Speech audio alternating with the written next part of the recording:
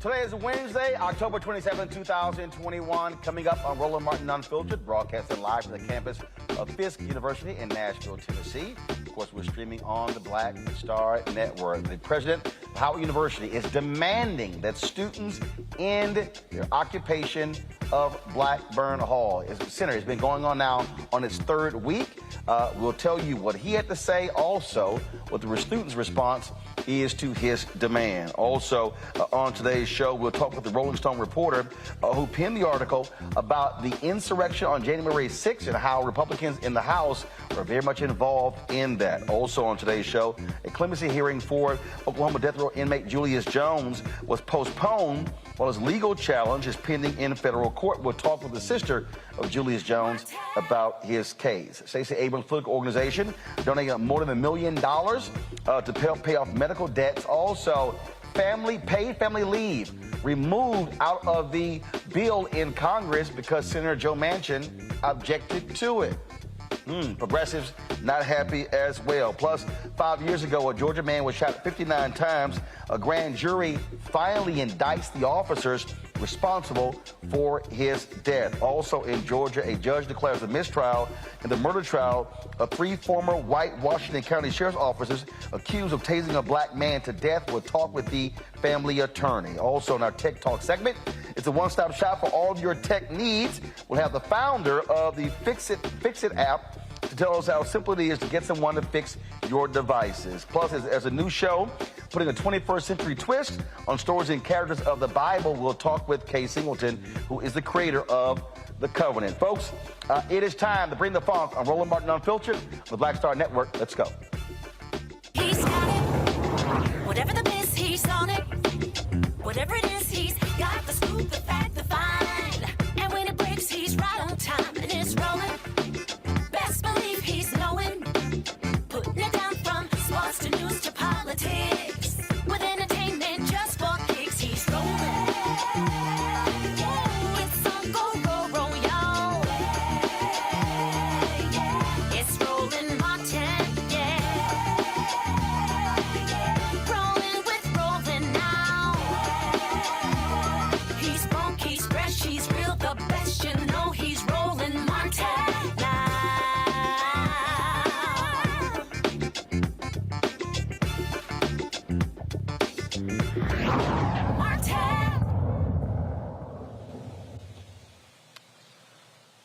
The protest at Howard University's Blackburn Center now in its 3rd week. Students have been occupying the center, also living in there, sleeping in tents on the inside as well of Blackburn Center.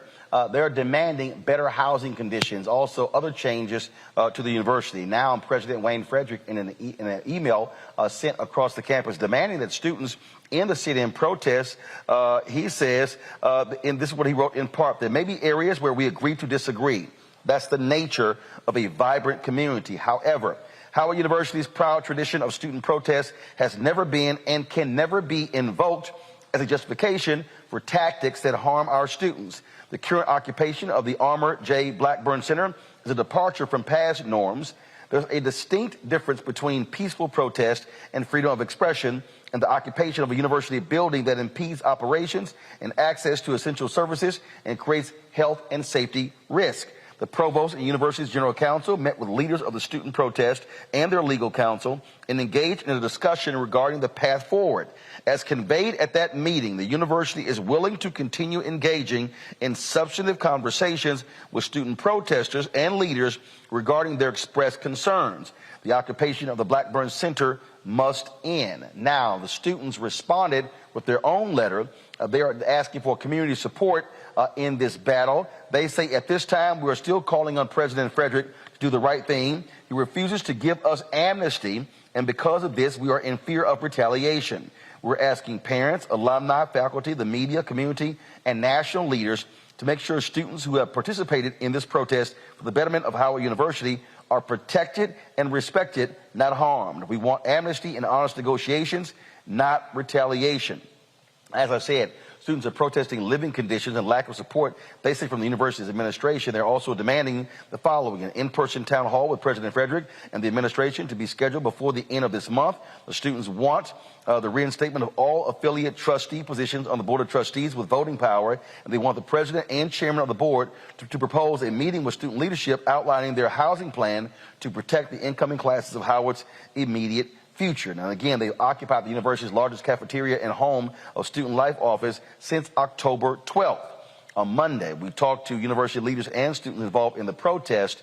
Of course, this is, again, continuing, and they're getting support from different people around the country. I saw it before we came on the air. Cliff Albright, co-founder of Black Voters Matter, sent out a tweet calling for the support of these students. Let's talk this with our panel. Robert Patillo, he is the executive director of the Rainbow Push Coalition Peachtree Street Project. Xavier Pope, host of Suit Up, news owner of the Pope Law Firm, Law and Victoria Burke, writer with NNPA and the Griot. Okay, all right, glad to have all three of you here. Lauren, when you look at what's going on there, you look at the people who have actually gone by there, again, offering their support to these students. The university, again, Frederick comes out making his comment for the first time. And so this has also been a very contentious battle, saying he has not been responsive enough to these students. Yeah, and I don't know that the dictatorial approach that he's taking is going to work. I'm not sure we've ever seen that work with students on campus that have taken over a building or have had a protest. And talking to the students for the Griot, a piece I did for the Griot maybe about 2 weeks ago, they were talking about retaliation at that time. The students were very reluctant to speak and use their names. They had referred to instances of retaliation that they had undergone. I'm not sure why it's that difficult to have a town hall with students. You know, I mean, we have presidents of the United States that have town halls on national media all the time. Why can't the president of Howard University have a town hall with his students? And I think, you know, having that type of town hall, letting them air whatever it is their grievances are in public or in private, I mean, however they want to do it, I think would probably go a long way, because they keep saying that they feel like they're not being heard. And quite frankly, I don't see any evidence that they are being heard. I mean, I'm not seeing anything where the president is having meetings either with a smaller group of students directly or a large group of students at a town hall. So, I mean, I know that it's not easy to get publicly criticized. It's not easy to be criticized in the media. It's not easy to run a college or university in this moment when we had COVID and all these other difficulties that higher ed administrators have. So I'm not saying that Dr. Frederick's job is easy. It's not a job I've ever done, so I can't speak to some of the complications that I'm sure he has. But I'm not seeing a lot of outreach and a lot of basic communication that I think would take a lot of the pressure off. And frankly, I think this moment is happening because they're embarrassed, and they've been embarrassed in the media, and the story is starting to go more national. Robert, somebody sent me a tweet, and I commented about this, and I actually said that I am more than willing to moderate that town hall for us to also stream it on Roland Martin Unfiltered and the Black Star Network. That way you sort of have someone, look, I didn't graduate from Howard University. I have a niece who goes there, but I don't have any relationship with them. But really what is required here are some honest brokers who both sides can at least respect that they're going to be fair when it comes to trying to resolve this. Because, again, in the conversations that I had with those students, they made it clear they're not going anywhere. And I love to see this revolutionary spirit going through these students. This is exactly what got me expelled from college back in 2005. When I was a junior at Clark Atlanta, we were organizing campus workers with regards to campus conditions, and I actually ended up getting expelled. So when these students say that they want amnesty, that's why it's important to have these conversations, because if there's no one there sticking up for you, I had in my situation, Reverend Jackson stepped in, which resulted in everything being okay. But for these students, it's important to have that type of public support behind them, because at the end of the day, if they did not bring this level of attention to it, they would have already suffered repercussions. And that statement that the president released sounded damn near Trumpian in its tone when you're talking about you need to get the building back up and running. It's starting to sound a whole lot like Law and Order presidency that we heard last year. So we cannot be encouraging these students to stand up and fight for their rights when it comes to the political sphere or when it comes to elections, but then say, shut up and dribble when it comes to issues on campus. So I stand in complete solidarity with those students. Anything that we can do to help them, we are 100% behind them. I think that we need to have more people speaking out on the issue, because as I said, as somebody who's gone through the process before, I understand what they mean when they say that amnesty and a honest conversation is absolutely necessary before you even begin to start breaking the occupation. You don't break the occupation first and then start talking. You start talking while you still have the leverage which they have right now. Right. Xavier, when we talk about, again, where we are with these protests and the students, I mean, look, you have a university of several thousand students. At best, you're talking about, and again, this is from the students, at best, you're talking about 150 students who are involved in this. You don't even have 5% or 10% of the students who are involved. But you are seeing, but where they are, they're killing the university on controlling the narrative, on driving social media as well. And so how do you see how this should be resolved where, you know, if you're the students, their focus is really on going to college and getting their studies taken care of, as opposed to having to be engaged in this type of protest?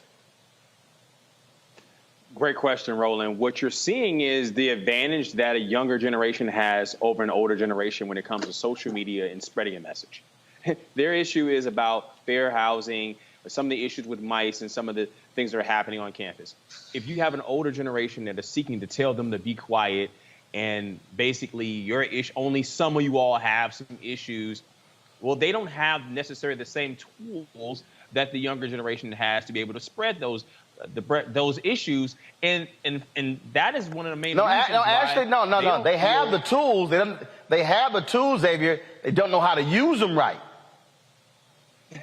There you go, Roland. You know that better than anyone in terms of being able to use the tools that are there in front of them. And I think that attempting to shut down those conversations, and like my brother said, it sounds Trumpian. And the more you tell them to shut up, the louder their voices get, and the more this story goes national.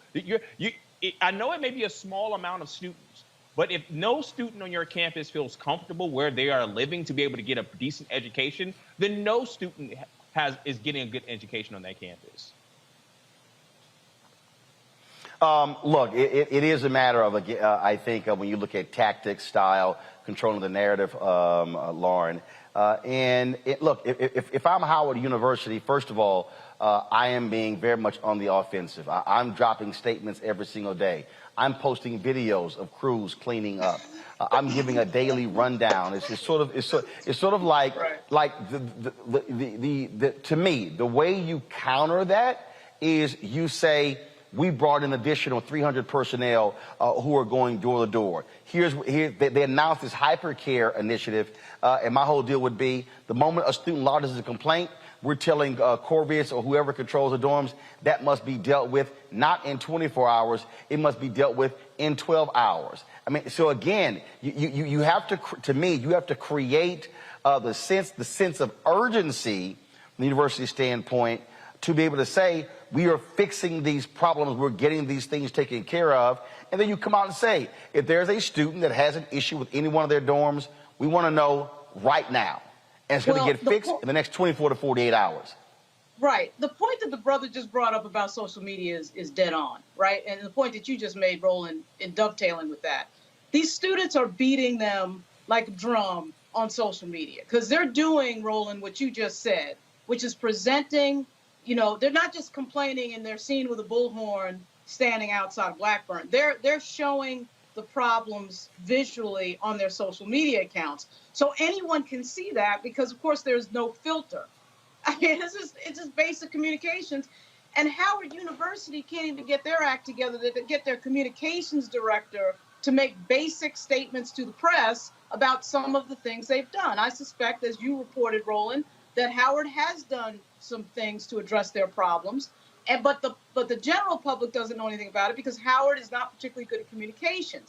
The other thing I would say is some of these academics that have a lot of letters after their name, that are PhDs, they tend to get into this sort of arrogant, ego-driven mode of not wanting to listen to people who are not PhDs. So I think one exercise that might be a good idea is for the president to sit there and listen to the students go on and on about their problems at a town hall. What are you gonna die over that? Is the world gonna end? You sit there for 2 hours, you listen to them, voice their concerns. Some of those things I suspect Dr. Frederick can fix, and some of those things I suspect Dr. Frederick cannot fix. You have a clear communication with them. Why is this difficult? People do this all the time. But that type of self-study, and it's interesting because the irony here is we're talking about an institution of higher education. You're teaching people and encouraging people to be outspoken in the world and to have views and to go out and express themselves. And then when it comes down to you doing it in your own real world life, now all of a sudden you have a problem with that when it comes to the students that are at the university.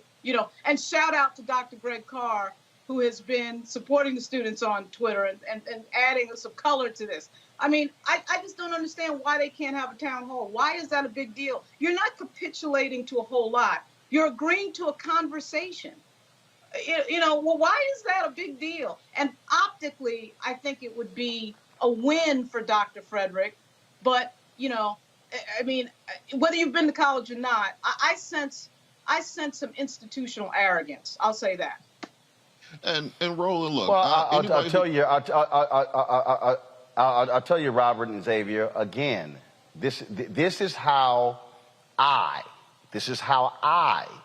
would conduct their town hall. I would say university-wide. I would have all of my leaders sitting right there.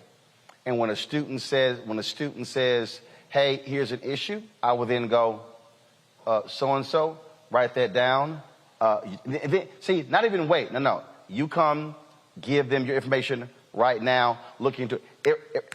See, again, that's how I'm handling town hall. See, I'm not even sitting here getting into a debate, a conversation, into an argument. Now, if somebody says something that's demonstrably false, then I think you correct it. You allow them to vent, and you simply say, that's who's going to be taken care of. And so then what you're doing is you're showing transparency and public accountability, saying, this is the person who's going to handle that issue. Oh, that's an academic issue? This is that person. It's a financial aid issue? That's that person. It's a housing issue? That's that person. And then what you do is you tell those companies that have the housing contracts, all of your top executives must be at this town hall. That is how you do it. Yeah. But Roland, I think better get Roland on the phone. You get to that.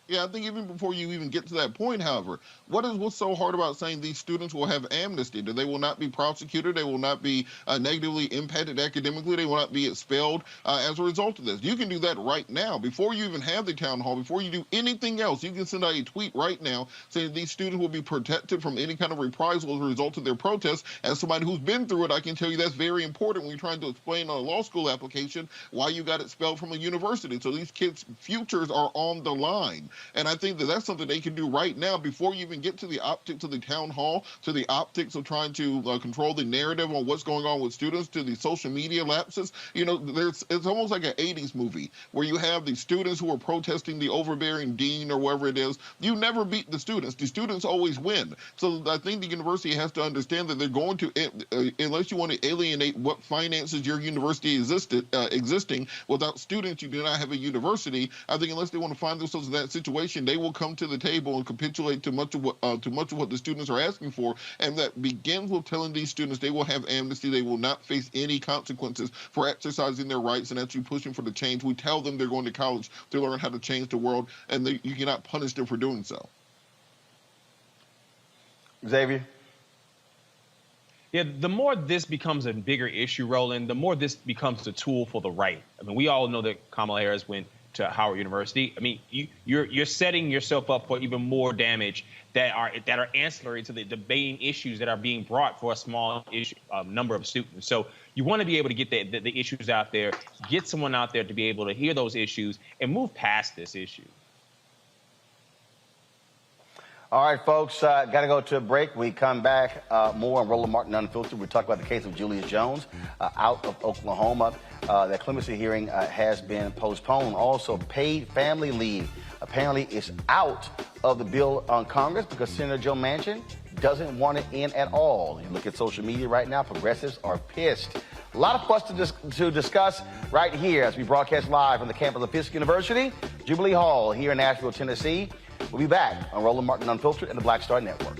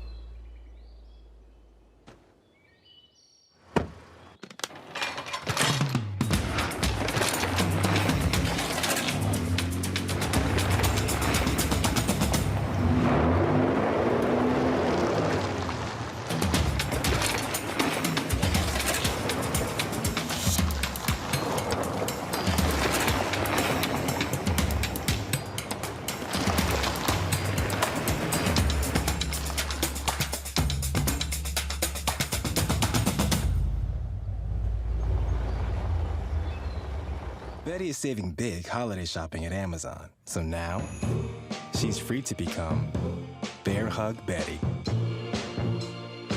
Settle in, kids. You'll be there a while. Ooh, where you going?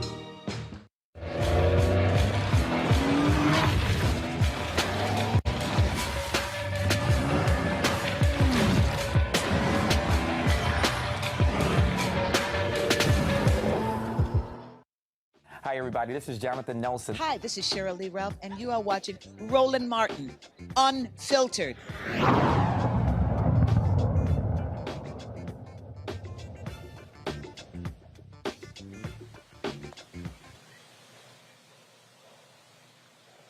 All right, folks, welcome back to Roland Martin Unfiltered here on the Black Star Network. Earlier this week, we talked about a story out of Rolling Stone that detailed House Republicans who were very much involved in the planning of the insurrection on January 6th. It broke down their staff, what their involvement was, the kind of phone calls that were going back and forth. It's certainly an explosive story that detailed more than, frankly, we've heard from the House committee investigating this. The reporter who wrote that story is Hunter Walker. He joins us right now on Roland Martin Unfiltered. Glad to have you here.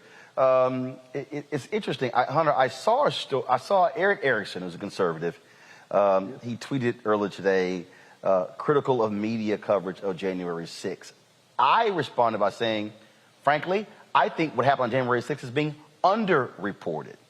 You have Condoleezza Rice, who goes on The View talking about, oh, you know what, Americans have other things they want to care about. We should move on. No, as your story laid out, the individuals and their staffs that were very much involved in the planning of what took place on that day, they are still in power. If the Republicans take control of the House next year after the 2022 midterms, those individuals will be in the majority. They will be wielding power. You know, I was there that day, Roland, and I absolutely agree with you that if anything, people are not paying enough attention to what happened. You know, watching it play out in front of my eyes, it was absolutely apparent that this was a violent attack on the very heart of our democracy that was, you know, perpetrated with, at the very least, support and encouragement from elected officials. And you don't need an investigation to know that. You know, Mo Brooks, congressman, stood on that stage and told people to fight. President Trump also told them to fight and encouraged them to march to the Capitol. There were members of Congress billed as speakers participating in that wild protest that was supposed to occur on the Capitol steps. It was also apparent to me just how violent this act was. The Capitol Police, who testified in July before the House Select Committee, have said they engaged in quote-unquote medieval fighting that day, as this crowd armed with weapons from clubs to axe handles that I saw in the crowd, you know, absolutely just brawled with them on the steps of the Capitol. And it was also apparent to me that it could have been so much worse. Those officers have talked about, you know, not being able to fire at the crowd. And I know at least part of that was because they were aware you would have had massive bloodshed, both with members of the crowd pulling their guns, which we know through police records that they did have, and also through trampling that would have occurred with the massive crowds that had breached the barriers. So this was a very, very, very serious incident. I mean, I was talking to a member of the Capitol Police today who said there are members still out with their injuries from that day. And a question I often ask myself and people who I discuss this with, you know, what was the hashtag for January 6th? Was it Capitol Strong? What is the ribbon color? How are we honoring those members of law enforcement who held the line that day under the worst conditions? Well, I think the difference you have here is that typically when you talk about who is fighting for law enforcement, Republicans love to talk about that. In this case, they don't want to do a damn thing. Look at the Republicans who voted against honoring the police with the Congressional Gold Medal. It is abundantly clear that they knew exactly what took place. That's why House Minority Leader Kevin McCarthy has been fighting against this committee. They do not want, look how angrily he responded, threatening companies saying, if you dare turn over our phone records, you're going to have a problem. They know what those records are going to show. And it's been interesting to watch the feedback through my story. I had Congressman Louis Gohmert of Texas, one of the members who I named as being, allegedly involved in planning out these rallies. Today he was taking issue with the fact that in one of my emails to him, I accidentally wrote she instead of he at one point. And he was, mocking the story as quote unquote vague gossip. And he never answered that email. And on Twitter today, he never answered any of my questions about what his specific objections are there. Members such as Lauren Boebert and the office of Marjorie Taylor Greene have responded by essentially saying they didn't plan violence. But that's not what my sources alleged. And I should note they credibly alleged this because I independently verified that they were involved in the organization of the January 6th protest and some of the related demonstrations against the election that occurred around the country. I also separately obtained documentary evidence that they were in touch with Boebert and Paul Gosar of Arizona on January 6th. And their allegation was not, necessarily that these members, specifically called for violence. What these members did was participate in quote unquote dozens of planning briefings with organizers where they strategized how to object to the election, both on the House floor and through these protests that occurred around the country, which were designed to pressure key senators to join them so they could have an official objection on the House floor. So they were directly involved in that strategizing, which frankly, Greene and others have almost seemed to admit in their statements. But in the case of Paul Gosar, according to my sources, who again were in touch with him that day unquestionably, he went a step further, allegedly. And they claim that he and members of his staff dangled a quote-unquote blanket pardon that he said implied he'd discussed personally with Donald Trump as an encouragement to get them to host these events. And overall, they described all of this as sort of creating the condition for violence because you had people who were very angry, you had a substantial militia presence, and somewhere along the line, and I think it's key for the investigation to figure out who, how, and where, this went from a planned sort of road show to go along with objections on the House floor and turned into a march on the Capitol.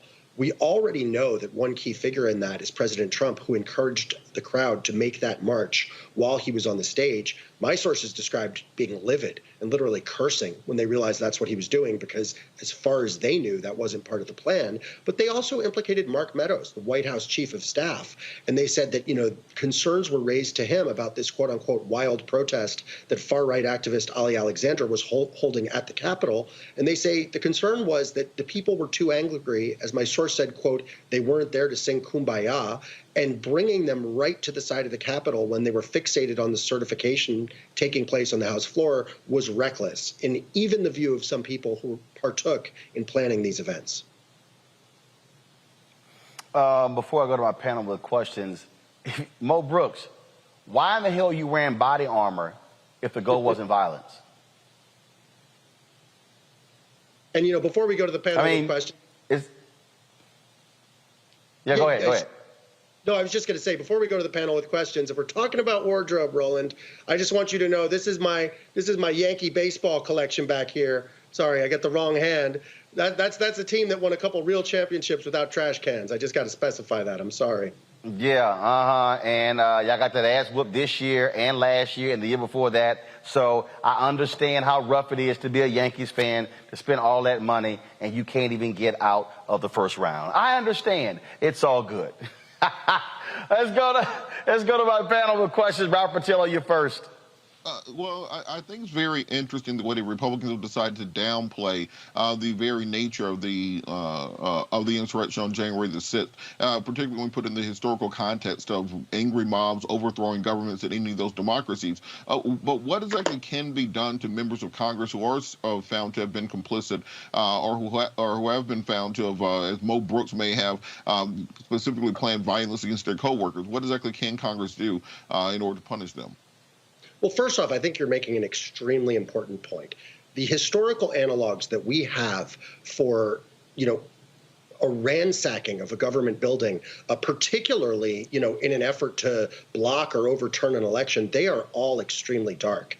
And part of the reason I'm so adamant about continuing to investigate this, but also, keeping the focus on it, encouraging people to pay more attention, is I truly fear that if we ignore the fact that we've now not had a peaceful transfer of power, we've now had an authoritarian attack on the Capitol, this can only metastasize within the society. Now, in terms of, repercussions, frankly, Merrick Garland holds a lot of the cards here. And my understanding from talking, an important thing to understand is there are two parallel investigations right now. There is this House Select Committee investigation, and there's also the DOJ investigation being led by the FBI. Now, the DOJ investigation is the largest in the Bureau's history. Sources familiar with it have told me that they're really taking a traditional criminal investigation approach. And that means, sort of operating with the target being a pyramid, and they're starting from the bottom and going up from there. And right now, that means arrests of the people who actually entered the building. It's not clear how far up that pyramid the FBI will get or how long that will take. So, these questions of what was the White House's involvement, what was member of Congress's involvement, what was the involvement of members of Congress, it's not clear the FBI will get there or how long it will take. The House Select Committee is essentially taking the opposite approach and looking at the higher level organization. However, they do not have criminal authority. And as we saw when Steve Bannon tried to defy their subpoena, what they can do is make criminal referrals to the DOJ. So when it comes to members of Congress, my understanding from sources is if they do find what they believe is criminality, such as, for example, in that pardon allegation, they would likely refer that matter also to the DOJ, just because they would prefer a nonpartisan body with criminal authority to investigate it. If they see that the DOJ is not acting or not acting quickly enough and they want to take action against members of Congress, frankly, the options are pretty weak. They begin with a reprimand, which is essentially a strongly worded letter. They then go to a censure, which is, I guess, a louder, strongly worded letter. Then they involve stripping someone of committees. That's already happened to Marjorie Taylor Greene, so that couldn't happen to her again.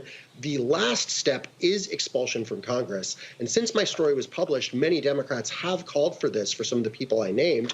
However, expelling them would require the support of 2/3 of the House. So there's no way they can do that with Republicans. And as you just pointed out, Republicans have really been focused on downplaying this, protecting their allies, and trying to move on.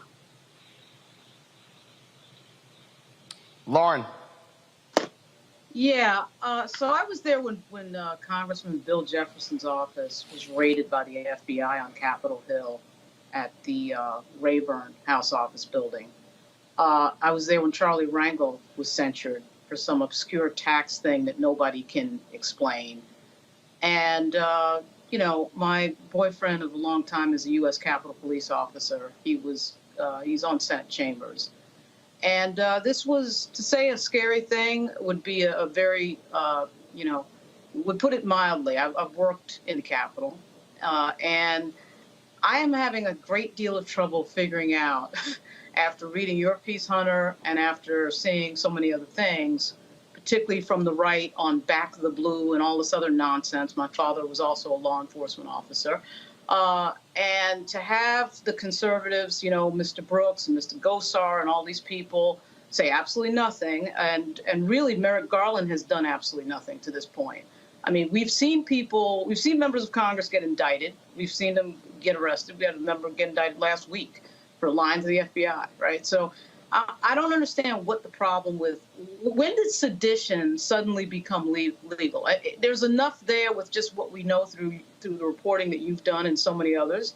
I understand that we're not to the complete bottom of this, but I don't know that I have a question other than, aren't you a little surprised that we're sitting here talking about this as if, somebody got hit with jaywalking? By the way, go Yankees. I was born in the Bronx. So, yes, the Yankees are better than the Astros. So, anyway, Hunter, I'd just like you to comment on that if you want to. Well, if y'all so much better, why you been losing? Hunter, go ahead and answer. Well, look, the Braves ain't been losing nothing, so we're good over here. Player, the trash can. But anyway, first off, let me just say I hope that you and your boyfriend are both doing well. Because I know for reporters like myself who were there that day, members of the Capitol Police, members of Congress and their staff, this was a legitimately traumatic experience. And for myself and many other people that I talked to, part of what's made it more and more painful is in the aftermath, just seeing this not respected, not acknowledged, and frankly, by many of these same members who are allegedly involved, it's been denied. I mean, Gosar has implied that this was an FBI plot. You know, you've had people suggest this was a normal tourist visit. Several of the people I've named, including Green and Gosar and Gomert, were all partaking in these quote-unquote justice for J6 rallies, actually standing up for the rioters and calling them political prisoners. So that's made it more painful. And one of the things that really stood out for me that day, as you just alluded to, was watching these Blue Lives Matter flags flying over a crowd that was literally attacking and clawing at police officers. Notably, Capitol Police Officer Harry Dunn has been absolutely outspoken in House hearings about the fact that this crowd hurled racist abuse at these officers. And I believe it was Officer Ronel Aquino. I may have his name wrong, but he made a really important point that hit me pretty hard, because I covered the Black Lives Matter protest last summer extensively. And he said, quote, "Why the different response?" The second those protests were happening, the next day, military, a slew of federal agencies, including DEA, the Bureau of Prisons, was on the streets in D.C. I was in that crowd that was tear gassed at Lafayette Park. Rubber bullets and flashbangs were flying. We just simply didn't see that kind of reaction here. And as you're noting, we haven't seen it really any universal or strong condemnation from Republicans. In fact, at every level, you know, including based on my reporting in the planning and in its aftermath, we see encouragement and defense. Xavier? 33 hearings, 7 investigations, and 11 reports about Benghazi. And the Republicans rejecting looking into an attack right here on American soil. What say you, Hunter, about the process in terms of the time it's taken to get to this point, including your reporting, and the change in the narrative in terms of how Republicans have basically put propagandize against January 6th, the upcoming midterms that will maybe shape that timing, and then also looking in future reporting that you're seeing in terms of connecting maybe some finance element of an investigation and tying some members of Congress to some of the planning associated with getting people to D.C., getting people involved in terms of hotels and all the different wranglings around that in order to look into it from another angle to be able to connect some of the causes of action. Well, you know, the structure I outlined with Congress not having criminal authority and frankly not having, you know, even much ability to, you know, expel their own members for clear wrongdoing, that structure existed prior to this. So, you know, if we're going to see reform on that front, it would be later down the line. When it comes to the FBI, you know, I would just say publicly, it does not seem like there's a lot of activity. Privately, I do know they were talking about that sort of top-down structure, or sorry, bottom-up structure, not focusing on the organizers. It's unclear if after some of these revelations that we're seeing from my own reporting from the committee, whether or not that's going to change and whether we will see the DOJ take more aggressive action. I know, you know, from talking to members of the committee, talking to sources familiar, as I alluded to earlier, many of them were personally deeply affected by what happened that day. And they are aware of sort of the clock, you know, going over their head with, you know, the potential of a Republican takeover in Congress, the potential of another presidency and a DOJ that, as we saw, you know, during the Trump years, kind of quashed legitimate investigations or allegedly quashed legitimate investigations. And I think what they're trying to do, and frankly, I'm trying to do something similar in my reporting, is present as many of the facts of what happened that day publicly as possible, both to potentially encourage the DOJ to act and also to encourage public awareness and perhaps public concern. So far, based on multiple sources I have who've talked with the committee, their focus actually has been on the financing.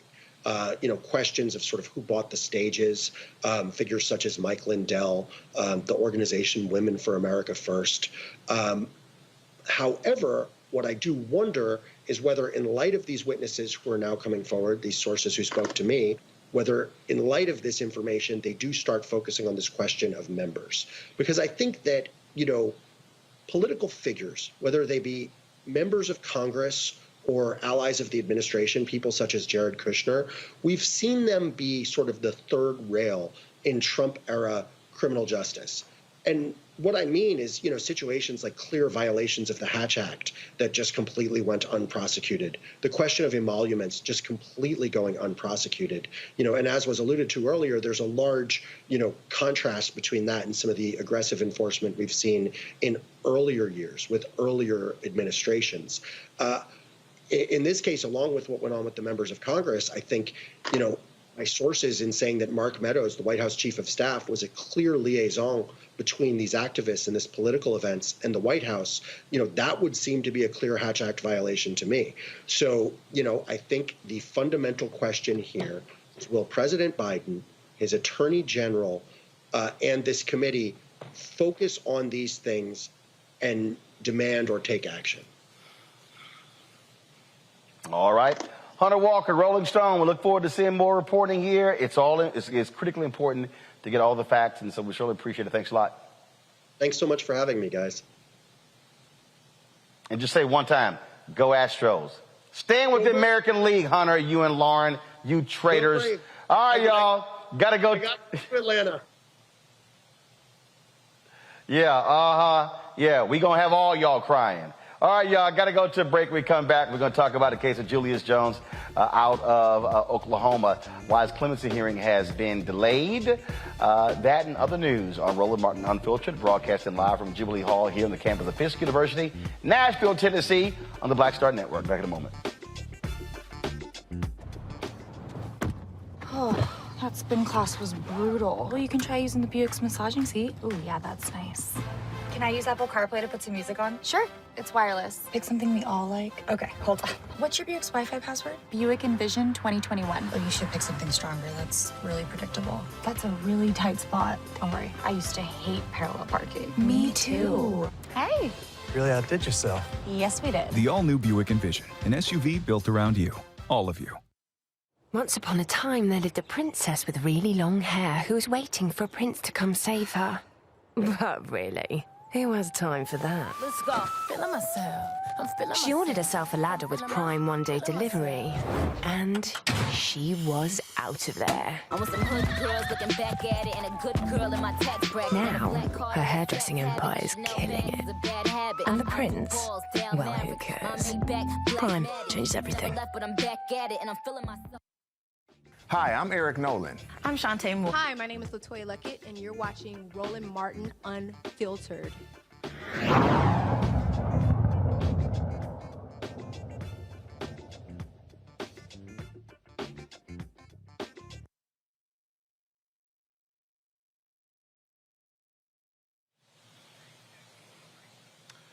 The fight over the life of Julius Jones continues. His clemency hearing has been delayed while there's a legal challenge. Remember what the governor said. This is the brother who has made it clear that he did not commit a crime he was convicted of.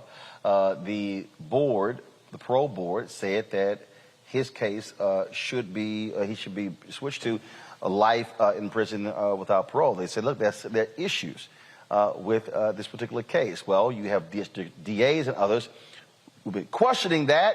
So you've all of this battle going on. And the governor said, well, let's simply allow for a clemency hearing. Now, execution date has already been set, so he's on the clock. So now the hearing is being delayed. So we want to talk with his sister. She joins us right now. There have been lots of activities going on. She's actually on her way right now to a freedom vigil. Antoinette Jones, glad to have you here. So first of all, last time you talked to your brother, how does he feel? What are his spirits? Just give us an update on what's going on there in Oklahoma. He is glad. So first, I talked to him a couple of hours ago. He is glad for the stay of executions. He's glad that Mr. John Grant is not going to be executed so far that we know of tomorrow. He's glad that he doesn't have an execution date, but he still wants people to encourage our Honorable Governor Kevin Stitt to commute his sentence to time served and a release, and or life with the possibility of parole. That is still what we are asking Governor Stitt to do. I believe there's no. I don't think there's a limitation or anything. I think that there's a possibility that he could reverse his position. I'm not really for sure with the law, so I have to get back with the lawyers. And of course, you have this 5-member parole board that weighed in, and so there's been continuous action, continuous pressure. We've had Tiffany Lofton on the show. She's been down there in Oklahoma, other activists as well. And so all of that work has really kept the focus on this case. Yes, sir. Yes, sir. Grassroots law has been a blessing.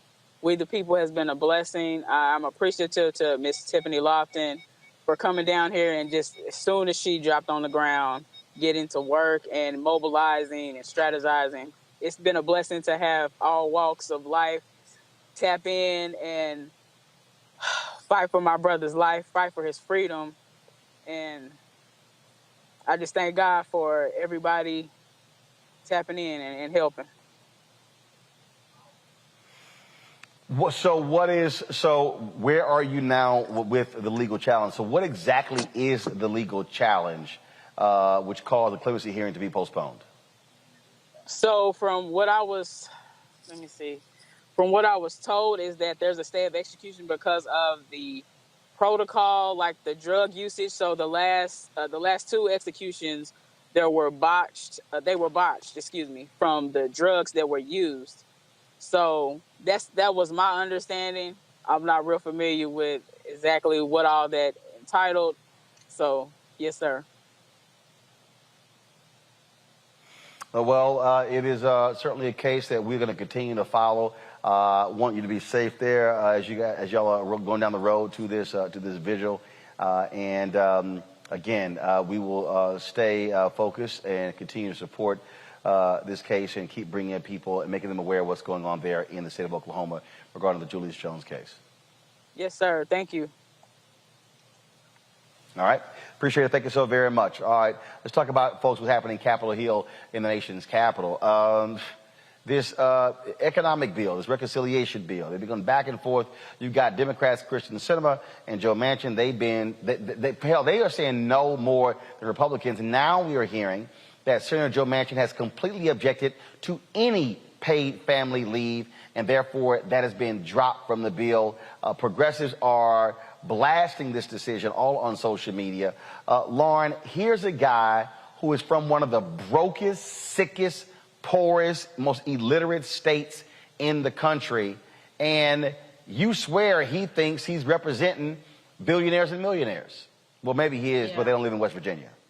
Right. And he's only representing like 0.5% of the population of the United States. And frankly, I just think that some of this is the result. Yes, it is Manchin. It is his fault. We should focus on him. And there's no doubt about the fact that he has created this situation. But somebody's got to get gangster at the White House. And if it's not going to be the president, it's got to be somebody else. Obviously, it's not going to be the president. I think part of what we're seeing is that these people are friends. They've served together in Congress. Schumer, we had this little silly back and forth in the media about how Manchin was saying that he and Schumer had this relationship like they were like brothers, and sometimes it gets loud. These people are friends. They're friends with each other. And most of them, particularly in the United States Senate, are millionaires. So I don't think that they have the sense of urgency that the average American has when these things happen. Even in the midst of a global pandemic that has taken the lives of over 700,000 Americans, if they don't have the sense of urgency now, when are they going to have it? When could it possibly be more urgent than what we've seen over the last year? So once again, I do think that you teach people how to treat you. People get away with what you allow them to get away with. They've allowed Kirsten Sinema, who's a relatively junior senator, and Joe Manchin to run the table. And I don't see any real, ramifications. I don't see anything going on that would indicate to me a real sense of urgency from the White House. Unless we're going to find out later in somebody's book 5 years from now that furniture was moving in some of these meetings, which I don't think is the case because we haven't heard that, then what exactly have they been doing to exert pressure on Sinema and Manchin? Xavier, bottom line is the Joe who's really running everything is Joe Manchin. Yeah, he is. And here's Joe Manchin objecting to billionaire attacks, saying that we shouldn't have a connotation of targeting different people when there isn't one billionaire in the state of West Virginia. But here he is wanting to get family paid leave off the books for this bill. Who does Joe Manchin really stand for? It definitely isn't the average American.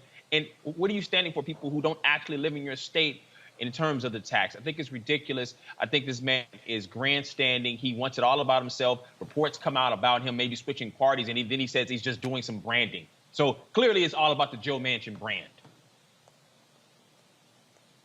Well, that is the case. We also have seen Kristen Sinema not give a damn at all about her constituents, how she has been so dismissive of folks as well. And so what you're seeing is sheer arrogance.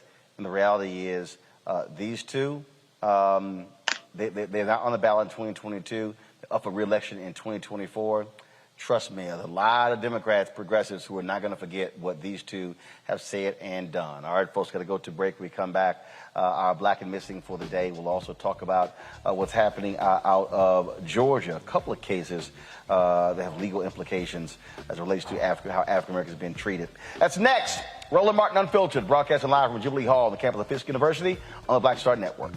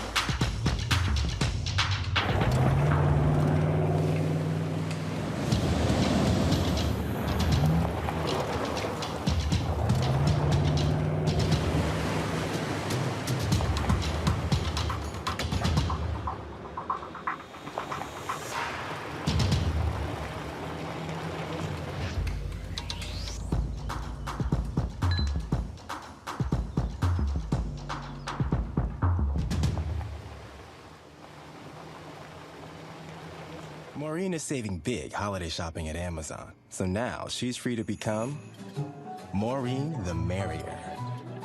Food is her love language, and she really loves her grandson. Like, really loves. Hey everybody, it's your girl Lunel. So what's up? This is your boy Earthquake. Hi, I'm Chaley Rose, and you're watching Roland Martin Unfiltered.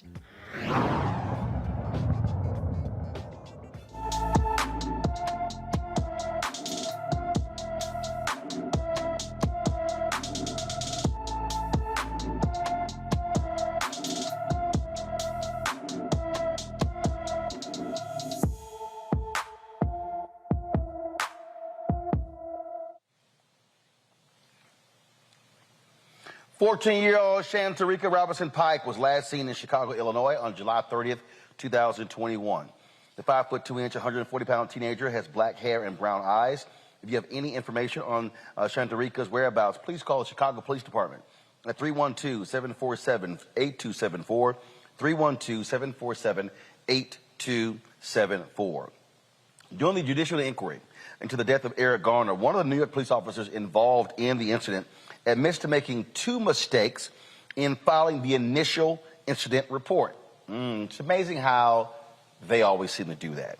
Arresting officer Justin D'Amico acknowledges two critical errors he made in filing the report on Garner's death, writing that no physical force was used in the arrest and charging Garner with a tax avoidance felony. However, a top-ranking New York Police Department official testified there was no cover-up in the internal investigation into the officers.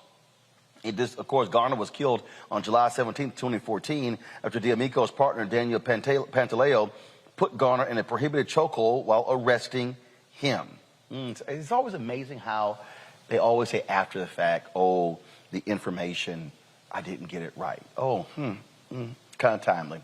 Let's go to Georgia, folks, where two officers, including a U.S. Marshal, have been indicted on felony murder charges. The Fulton County grand jury indicted the officers for the 2016 death of Jamarian Robinson, who was shot during a law enforcement raid on his girlfriend's apartment. In addition to 2 counts of felony murder, Eric A. Hines and Christopher Hutchins were indicted on 6 other counts: aggravated assault, burglary, and 2 counts, each of making false statements in violation of oath by a public officer. Robinson was shot 59 times, leaving him with 76 gunshot wounds. That right there is unbelievable, Xavier.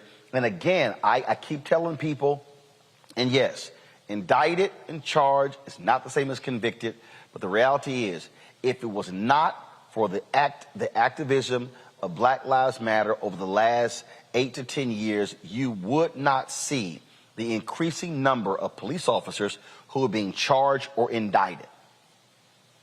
Roland, 76 is just unbelievable. I mean, that's just numbers astronomical to put in someone's body. First, with Eric Garner, how could a police officer put in a report that 10,000 versus 4 packs of cigarettes? I mean, 10,000 and 4 don't even look alike. Number one, in terms of, and what we're seeing is increasingly the lying that is on the paperwork to be able to do this is because they're allowed to do it. No one is holding them accountable for this, and only through activism are these records are becoming public knowledge. And I know that there's nothing that can be done with this inquiry in New York, but it still puts pressure and it still puts something on public record for something to be done in the future. And so that's the most important thing there. The ball is still being moved forward. I know people want more action, but there's something being done. And then also, it's really important that there's a focus on qualified immunity and things of that nature, but there really has to be a change in our laws that really focuses on the standard of conduct for police officers. And if you violate that certain standard of conduct, then it becomes criminal. We really have to put pressure on making sure that's the law that changes instead of relying on what the laws exist we are currently. Lauren? You know, as the kid of somebody who was a member of the NYPD, I would say that the culture is that of not wanting to be questioned and really, just running the table on everything. So when you see this sort of impunity in paperwork, we see this, the things that are written down in paperwork and nobody pays any price for it. Obviously, that's part of the culture, unfortunately, of lack of accountability. A lot of these big city police departments feel like they are above being questioned. And you're right, Black Lives Matter did change the calculus, at least opened the door to being questioned. I mean, it's still a very rare thing that a law enforcement officer is prosecuted for anything that happens while he's on duty, while he or she is on duty. But you can see that at least we're questioning these things. At least, we're looking into these things. And I'm not sure why the profession of law enforcement is so sensitive about these issues, because everyone understands that these jobs are complex. It's a tough job. I actually think what's at the root of a lot of these problems is that we ask our police to do too much. We have no policy really for mental illness in terms of handling people who are mentally ill. We expect the cops to handle everything, literally everything. And the profession of law enforcement needs to be, I think, a little bit more aggressive about trying to figure out how to get out of some of these calls that they are involved in that really don't require somebody with a firearm.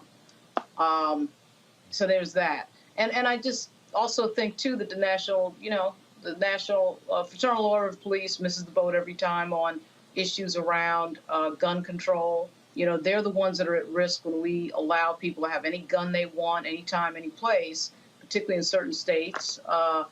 And they're the ones at risk, and yet they don't say anything when the issue of gun control comes up.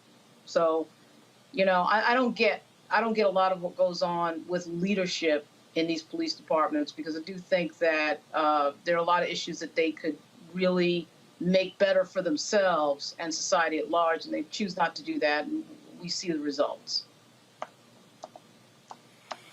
Let's talk about this case out of Georgia, where a Georgia judge declares a mistrial in the murder trial of 3 Washington County Sheriff's officers accused of tasing a black man to death. The jury could not reach a unanimous verdict on whether Henry Lee Copeland, Rhett Scott, and Michael Howell were guilty of felony murder involuntary manslaughter, false imprisonment, and aggravated assault charges related to the death of Uri Martin. The trio tased Martin 15 times in 4 minutes after Martin refused to stop for them while walking to visit relatives on July 17, 2017.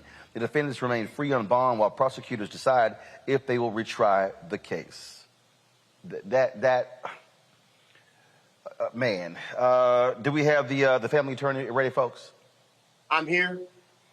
Joining me now is Ahmaud Lee Davis and Francis Johnson, the Martin family attorneys. Glad to have both of you here. For those who don't know, he was walking. They stopped him because was he committing a crime? Why was he even stopped? There is no legal basis for him to have been stopped. He was literally walking from a town called Milledgeville to Sandersville. And at the time, he was in a small town called Deep Step, which is in between Milledgeville and Sandersville, just merely walking down the street. This is an incident of a black man being killed by law enforcement for walking while black. Period, point blank. There is nothing more to it. This is in July. He asked one resident for some water. That resident shooed him away, said no. He kept walking. So he didn't violate any law. But these officers, as so many have and continue to do, feel like they have this right over black bodies to be able to do what they will to our bodies, to our people. And that's what we're up against, not just in Sandersville, Georgia, but really all over the country as we continue to see black men and women and children brutalized by law enforcement. Jury did not come to a conclusion here. First of all, 3 white sheriff's officers. What's the makeup of this jury? The makeup was about half and half. One of the things that disturbed us, Roland, was that they... First of all, when you say half and half what? Black and white. So there were... Got it. Yeah, they had 14 with 2 alternates, 7 black, 7 white. One of the issues was that during the course of the trial, they discovered that a distant relative, but a relative of one of the defendants was on the jury, and they didn't excuse him. And how he didn't realize that this was one of his relatives during jury selection still baffles and befuddles all of us. But yet and still, once he disclosed that he was a relative of one of the defendants, we believe that he should have been dismissed. The law didn't require it, but we thought that when you're seeking justice and truth in a very volatile kind of situation such as this, you should make sure that the community feels as though this was done fairly, and the community does not feel that way as it relates to this juror being left on this jury. Man, this is certainly. First of all, it was revealed and he was left on. Was the judge asleep? No, he came to the judge. He said, our cousins or our grandfathers were cousins, and I realized that we're related. There was initially a motion by the district attorney for him to be excused. The defense opposed it, and then the district attorney withdrew that motion, and they left them on, and they continued forward. And they deliberated. They started Friday deliberating, and then, on yesterday, the judge declared it a mistrial. They indicated that they were just deadlocked, and there was no hope of a unanimous decision either way. And we don't know what the split was for conviction versus acquittal, but this was just, again, traumatizing for the family to watch and have to hear Mr. Martin begging for his life and begging them to stop as they jolted him with 50,000 volts of electricity 15 times in less than 5 minutes. And then they left him and didn't perform CPR on him. And the witnesses, their testimony, the lay people who were there and observed this said that they treated him like worse than a dead animal. Well, hopefully these prosecutors are going to retry these three sheriff's officers. Sad. Attorney Davis, we surely appreciate it. Thanks a lot.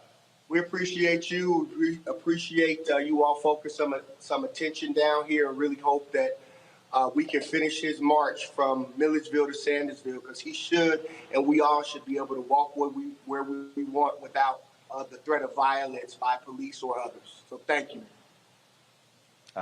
Certainly agree with that. Thank you so very much. Going to a break. We come back. We'll give you an update on the Ahmaud Arbery case and cover some other news right here on Roland Martin Unfiltered on the Black Star Network. Oh, that spin class was brutal. Well, you can try using the Buick's massaging seat. Ooh, yeah, that's nice. Can I use Apple CarPlay to put some music on? Sure, it's wireless. Pick something we all like. Okay, hold on. What's your Buick's Wi-Fi password? Buick Envision 2021. Oh, you should pick something stronger. That's really predictable. That's a really tight spot. Don't worry, I used to hate parallel parking. Me too. Hey. Really outdid yourself. Yes, we did. The all-new Buick Envision, an SUV built around you, all of you. Once upon a time, there lived a princess with really long hair who was waiting for a prince to come save her. But really, who has time for that? Let's go. Feeling myself. I'm feeling She ordered herself a ladder with Prime one-day delivery, and she was out of there. I'm with some hood girls looking back at it, and a good girl in my tax bracket. Now, her hairdressing empire is killing it. And the prince? Well, who cares? Prime changed everything. But I'm back at it, and I'm feeling myself. Hi, I'm BB Winans. Hey, I'm Donnie Simpson. What's up? I'm Lance Gross, and you're watching Roland Martin Unfiltered.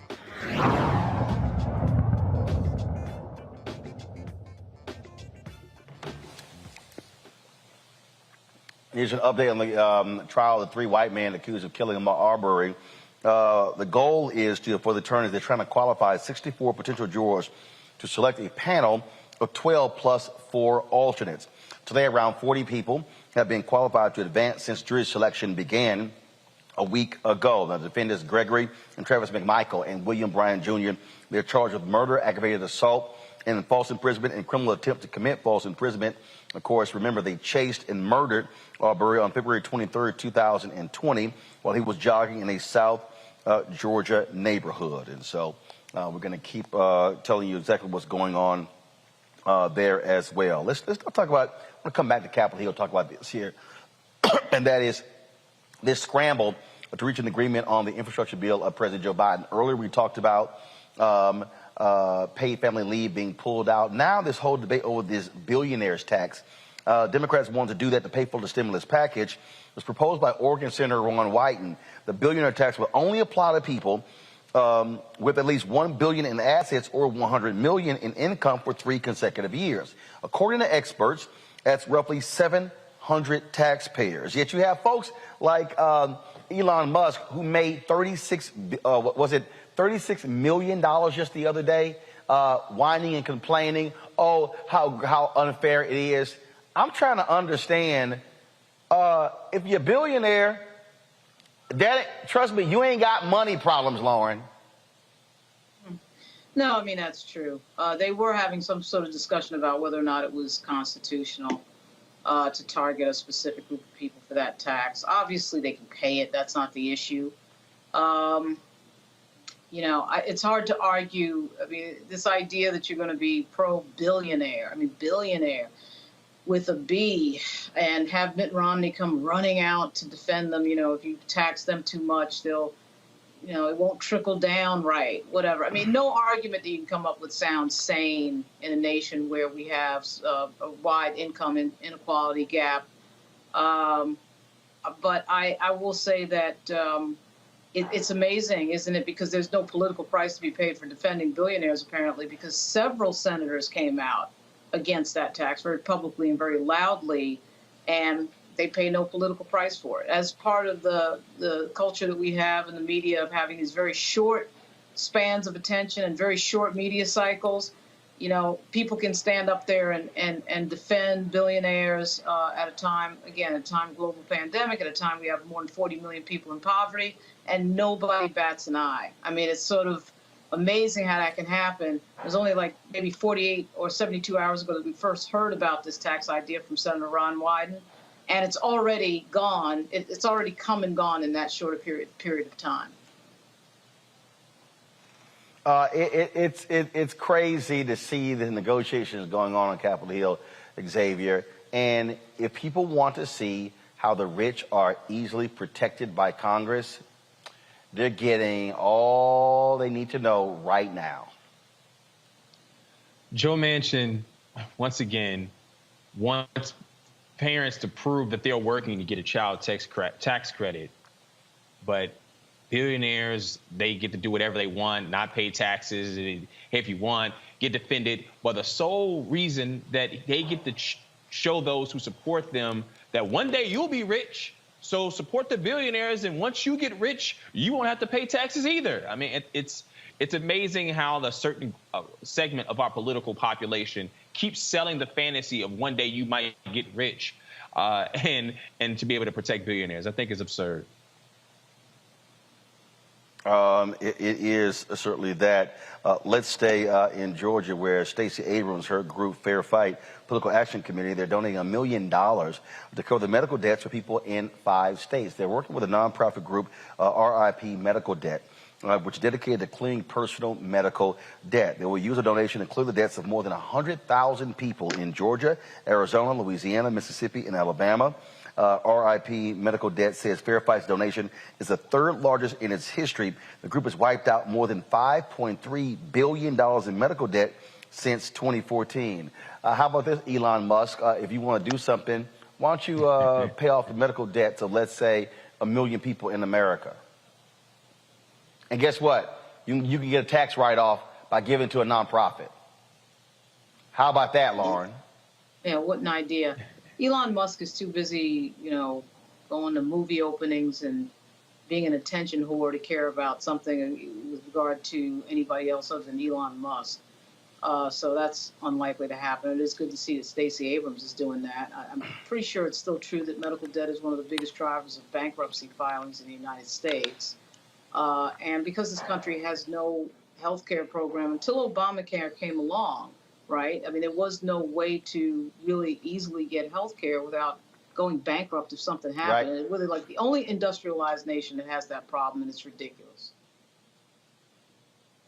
I do get a kick, Xavier, out of people like Elon Musk bitching and moaning about the government when the reason he is the billionaire, government tax breaks. Right. Yeah, sweeten the pot. How about sweetening the pot for those who are in debt right now? This is the worst time in the country's recent history to be in debt, whether it's medical debt, whether it's personal financial debt, or whether you owe money in terms of your housing and rent. That there are Americans that are struggling on a level that we cannot even comprehend right now. And we're sitting here battling over whether billionaires should be able to pay their fair share to be able to solve some of the issues in the country. I think that it's really interesting that they have the loudest say when they have the smallest amount of members in their group, 700, and they have the ability to be able to do the things to be able to pay their fair share.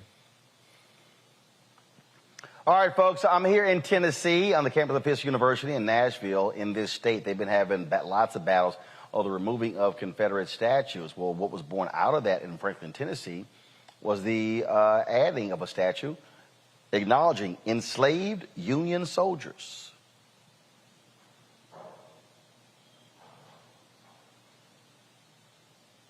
Let's see there, Franklin unveiled the March to Freedom statue honoring the men who served in the United States Colored Troops, the segregated unit of the Union Army during the Civil War. A Confederate statue stands in the middle of the town square. Instead of taking it down, an agreement was reached to create a new historical marker to tell a fuller story of the Civil War, one that included the horrors of slavery and the black people who fought to end it. Boy, but isn't it amazing these people still want to keep their Confederate statues because, oh my goodness, Lauren, what more can we do than to hurt the feelings of the white people who fought to ensure the three of us could never be able to have this conversation free? Yeah, the Confederate statue issue is, it's amazing how people want to hold on to history that was consequential against our country, and yet They still want to commemorate people who lost a war to tear this country in half, which just doesn't make any sense to me. But, you know, as you know, in Virginia, they took down the Robert E. Lee statue, which I frankly thought would never fall, in Richmond less than 2 months ago. And it's incredible to see what people hang on to the past, what part of the past people want to hang on to, what part of the present that they choose to ignore, which is that this country is just becoming more diverse, and I think a lot of people are having a great deal of trouble confronting that reality. No, they are, Xavier, and I keep telling people, you know what? I don't really give a damn about your feelings. You want to try to uphold and keep white supremacy? Yeah, I think we're going to have a problem. Yeah, I think it's interesting that we have a country where over half the states have attempted to pass legislation banning teaching critical race theory or teaching of the historical impact of slavery on modern times, but they want to hold on to Confederate statues. And that were based not on the actual history itself, but preserving some sort of terrorism for a marching equality for black people. And so I think that we have a narrative where people want to be able to sell a false story about what America is and what it has been and what they want it to be. You know, we see this playing out right now in January 6th. That was the opposition to black votes, and 60% of Republicans supporting the big lie because black people put Joe Biden in office. I think that as long as there's one group of America attempting to try to tell a story about what America was and what it is, we're going to continue to see issues like this. And it's really good that this has happened, especially in an area where black people weren't as welcome before. Well, I mean, on that particular point, again, it's understanding our histories, understanding how we got to this point. You see this nonsense happening right now, Lauren, in the Virginia gubernatorial race, where Glenn Youngkin is making a big deal out of a Toni Morrison novel because some white woman, oh my God, my child is reading about these horrible things. And you're going, seriously? Seriously, yeah, stop it. Yeah, that was an unforced error, actually a fairly rare unforced error in the campaign of Glenn Youngkin. And I've gone to a few of his events. The last one I went to was in Norfolk on Monday. And they're really running it on a presidential campaign level. But that was a big boneheaded mistake. He does have as one of his top advisors somebody who advised Ted Cruz. And as you can see from this beloved thing, they just can't help themselves. They just had to have the obligatory hysterical white woman video as part of their campaign, which seems to be the staple of all Republican campaigns, particularly in the South. 4 years ago, what they tried to do was vilify Hispanics with an MS-13 related campaign, trying to make Ralph Northam, country doctor from the Army, into an MS-13 member, which was one of the most ridiculous things you've ever seen. This is what Ed Gillespie lost on. He lost by 8 points, I'm convinced, because of that stupidity at the end of his campaign. Out and out, in-your-face racism. On this, Glenn Youngkin is not going quite that far. His consultants seem to be a little bit more savvy. They're running a George W. Bush, Bob McDonnell-style campaign. But that was a mistake. They put some woman on whining about some book that traumatized her snowflake kid who's working for the NRCC. He's like a Republican operative, and she's a Republican operative, sitting in one of the richest counties in the United States. That would be Fairfax, Virginia, whining about, you know, my son has to read some book. It was a stupid ad. It was a huge mistake. And I don't think it actually moves the needle that much, because the people who would care are voting blue and the people who don't care are voting red. But, I mean, this race is going to come down to a 5%. And now there's rumors that Trump might show up. If he does show up, McAuliffe is definitely going to win, because the undecideds are definitely going to go blue. But that's not confirmed. But that was a big unforced error by unnecessary distraction and a stupid commercial. And he's got it pinned to the top of his Twitter account. You know, the thing that, Xavier, yesterday on Morning Joe, Joe Scarborough did this commentary talking about Republicans and how they keep attacking blacks, focusing on race.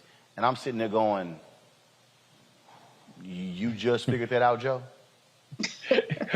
Joe said ever since Joe Biden was elected, the right-wing media has focused their attention on black people. Listen, that's been the attention. That was and it's like, no, Joe.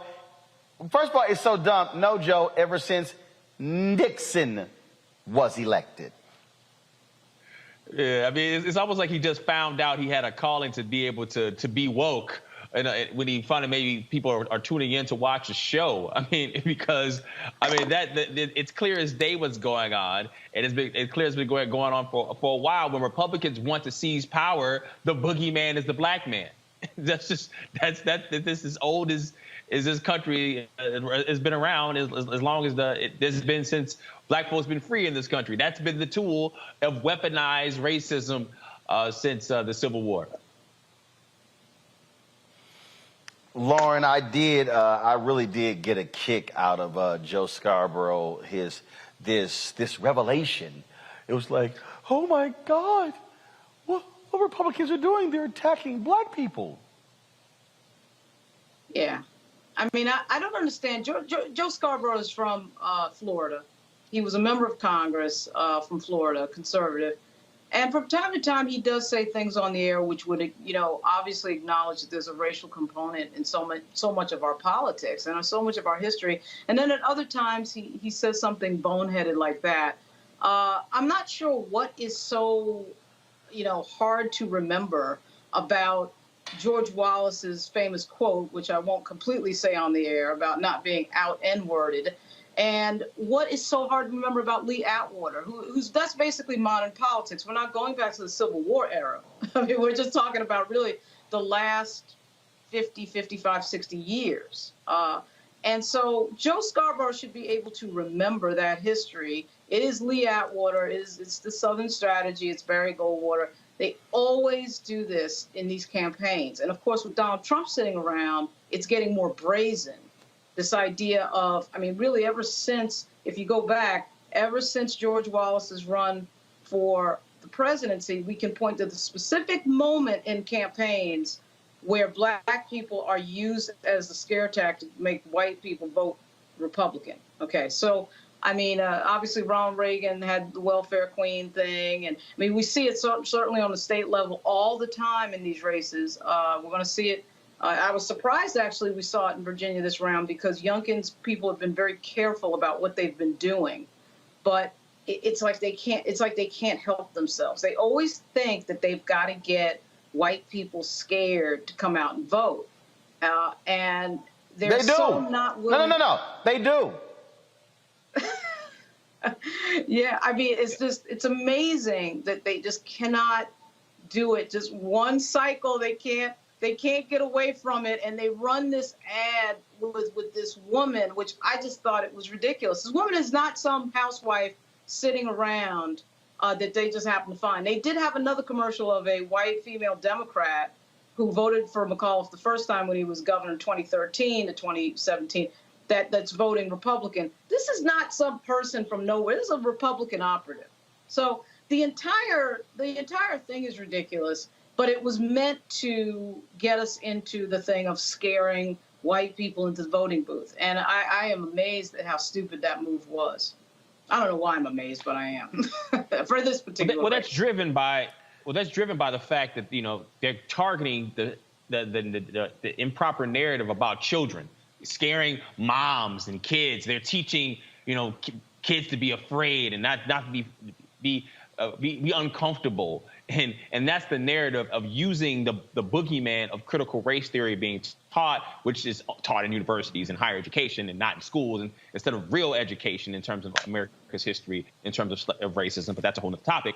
And they're using that as a narrative to be able to push people and say, I don't want this to happen to my kids. I don't want my kid to think differently. I don't want to be able to not have control over my children because of the narratives being taught. And it's happening from state to state to state and election to election. And that's now the tactic to be being used to be put in office now. But what doesn't make sense in Virginia Robert, specifically, we got what makes no sense is you're competing for 6% of the vote in Virginia. That 6% is a moderate swing 6%. That we're not Utah, it's not Oregon.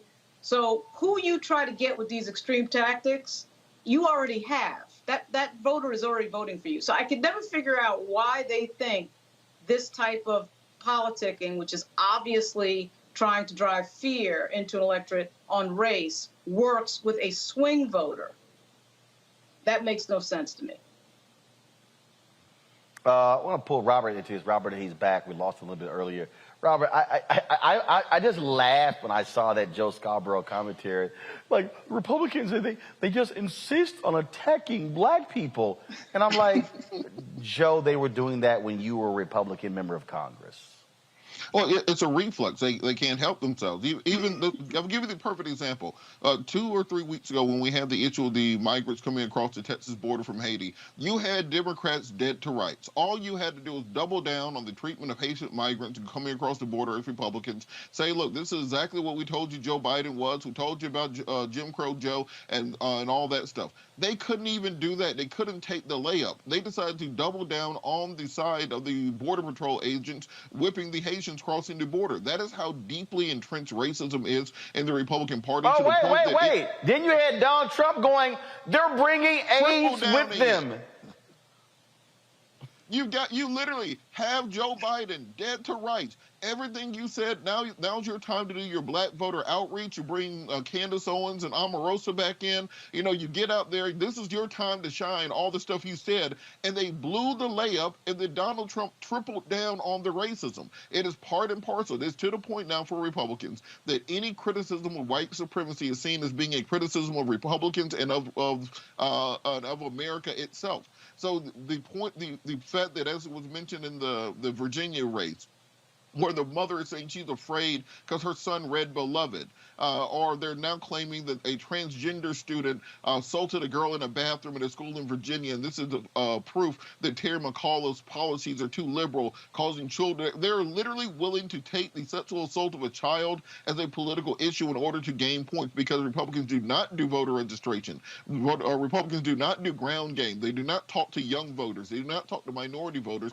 So all they can count on is maximum turnout from scared old white people, because the blacks and the gays and the Mexicans are coming, and they have to do something about it. But as Lindsey Graham said a long time ago, they're not enough old white men aren't being born day by day to keep the Republican Party afloat, and that's why it's so important to get that kind of federal legislation in place, like the John Lewis Voting Rights Act and the For the People Act, because those things are needed to put these things to rest.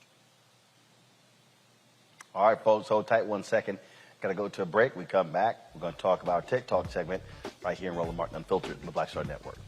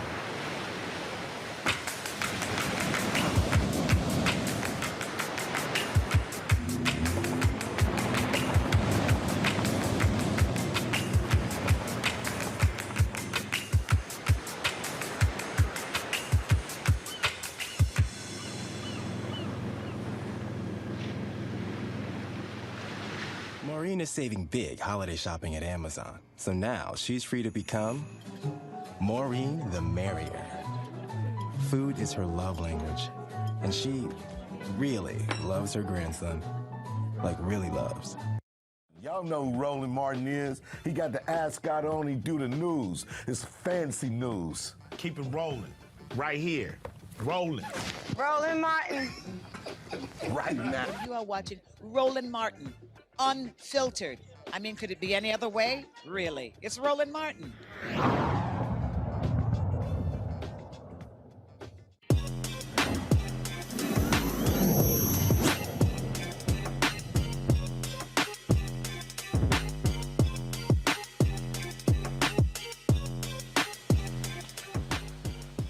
All right, it's a whole bunch of y'all ain't got no idea how in the hell how to use these devices. Something goes wrong, you can't get it fixed, you don't know what to do. Well, there's an app called the Fixed app. Joining us right now to talk about it is the CEO about this, Luke Cooper. Of course, they're out of Baltimore. So, Luke, how did you do this mobile on-demand? So explain how it works, because trust me, there are a lot of people, they don't want to go to the Apple store. And got other people got Samsung phones. They don't know what in the hell to do. Something happens. They don't know who to call. You call places now. You're talking to somebody in another country. And then, of course, you're confused. I mean, it's just drama. So exactly what is the Fixed app? Great question. It's great to be with you today, too, Roland. Yeah, the Fixed app came into inception when I dropped my phone on a bus in Boulder.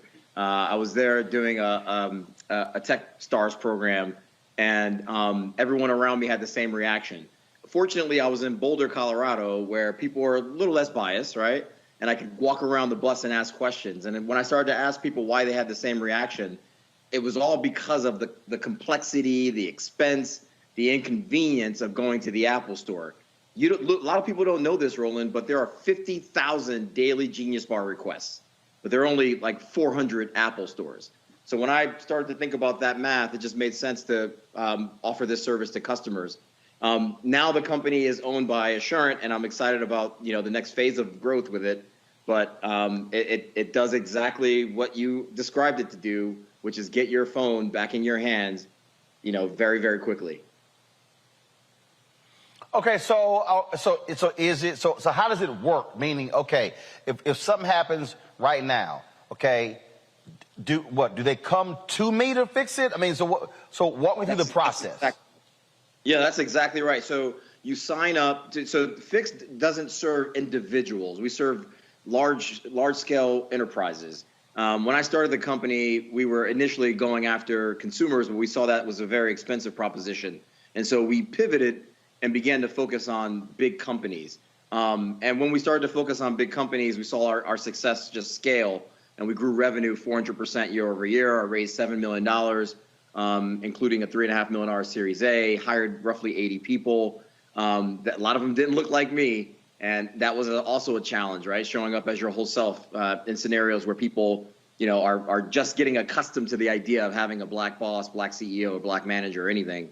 But the whole premise behind the mobile app and the website that drives the service is essentially that you give us a list of all your physical assets, and we bring our technicians, one of our 1,500 technicians around the globe, to you in 4 hours or less based on information that we're reading from the device. So when you break it, you are punching in several bits of information, which automatically comes into our portal and pushes out a dispatch to one of our technicians. One of those technicians arrives at your door. They're friendly. You have all this information sort of sent to you via email, website. You can track it on the website. You can track it in your phone if it's not severely damaged. And then when that technician gets on site, they're repairing your phone, replacing it in less than 4 hours. We're super excited about the growth of this company. And in the very near term, a lot of consumers are going to be able to have access to it as well. All right, questions from my panel. Let's see, who is the most, I would think, technically challenged person on the panel? It's probably Robert. Thank you so much. So I did have a question. What do you think right to repair laws would have on the impact will that have on consumers for people who may actually want to learn how to actually fix their own devices? Or do you think it's best to have a technician like yourself or someone trained like you before you mess up your actual device further than you can actually ever get it fixed? Yeah, no, it's a great question. We definitely dealt with that. And to be clear, I've never really repaired a phone. My background is a JD MBA lawyer. And I sort of came out of that to become an entrepreneur. But yeah, we had to deal with that pretty consistently over the sort of 8 years that I was building and growing the company. I think right to repair laws will remediate to some extent. I think that we heard a lot of sort of news right to repair laws in the last 2 or 3 years, and a lot of that was driven in the market by OEMs like Apple and others that wanted to, sort of control the supply chain for physical assets around the devices and parts around the devices. What we've seen in the last year or so is that Apple sort of backed away from that because of all the pushback they've gotten in these individual states about the right to repair laws. I mean, I think the other part of it too is that people have a right to work and create a life for themselves. And, I'm proud of the fact that we were able to create such an incredible opportunity for so many people to support their families and their everyday lives with, the work that they were able to get from us. So, I think the right to repair laws will continue to subside over the, coming near term, but, we'll wait and see. All right, then, let's see. Lauren. How much of your business is impacted by the fact that, typically when I have some sort of tech problem, I find myself on YouTube trying to fix it, trying to get the instructions on YouTube. And I would say probably 90% of the time that works, even if I don't know quite what I'm doing. So I was wondering how much of your business is impacted by the fact that so much of the information to fix things is sort of free. Yeah, no, you're absolutely right, which is what we noticed in 2014 when we started the company. Individual consumers had lots of options. Like if the Apple Store didn't have an option for you, you could go to YouTube, you could buy a part on eBay, and you could try to fix it yourself. You could go into a retail establishment that does phone repair and get it repaired there. There are a lot of options. And so we chose intentionally not to focus on consumers after the first year, and we instead pivoted it to businesses. Because think about this, Lauren, if you are one of 15,000 employees at a big company, and you are moving throughout the day and your cell phone breaks or your smart device has some challenge, you taking 20, 30, 40 minutes out of your day to go figure that out on YouTube, multiplied across, thousands of employees is detrimental to business. It kills your productivity, has all kinds of negative consequences. And quite frankly, all the IT organization, the folks that work in the IT organization are tracked on these metrics. They want to get you back up and running and productive as quickly as they can. And so when we saw that trend happening, we began to focus on large scale companies and, again, grew revenue 400% year over year, acquiring companies like Home Depot, Carlisle Group, T. Rowe Price, and others. Xavier? Yeah, Luke, I know you talked about the consumer side being more of an expensive proposition, but as you've been able to raise more and more money, I mean, what is Fix It eventually becoming the Uber of getting your phone fixed and becoming, and after you acquire more money? Yeah, no, it's a problem. So just to be clear, I sold the company in 2020, in August of 2020. I'm one of 3 Black founders to reach a 9-figure exit after raising more than $1 million in the whole country. I'm the first Black tech entrepreneur in the state of Maryland and city of Baltimore that's ever done that as well. And I mean, that alone speaks to the problem, right? And you're right, I raised $6.5 million, and raising money, certainly was a challenge for us over the 8 years that we were hustling. But when you look at our cohort, right, the group of founders that were, working on similar ideas or similar products that were indirectly competitive with us, they raised $450 million compared to my 7, right? And so fundraising is a big challenge especially for Black founders, which is, why I do the work that I do to this day. But I think the way that we have evolved the company and the acquisition to a Fortune 300 Assurant has allowed the company now to blossom in a different direction and its own path, without, needing like lots of additional resources. And so, it delights me to no end to now see the company sort of, growing and doing things internationally, expanding across, some of the largest carriers in the U.S., and just see the name everywhere. It is absolutely a badge of honor, one that I know is a pathway for a lot of other Black founders that, come from the same kind of circumstances, the same kind of mud that I come from. All right, then. Luke Cooper, CEO of Fix-It app. We certainly appreciate it, man. Thanks a lot. And keep up the great work. Thank you. All right, folks, going to a break. We come back. The actress, Kay Singleton, she talks about, not just acting, a show called Covenant that she created. That's next. Roland Martin Unfiltered, right here on the Black Star Network.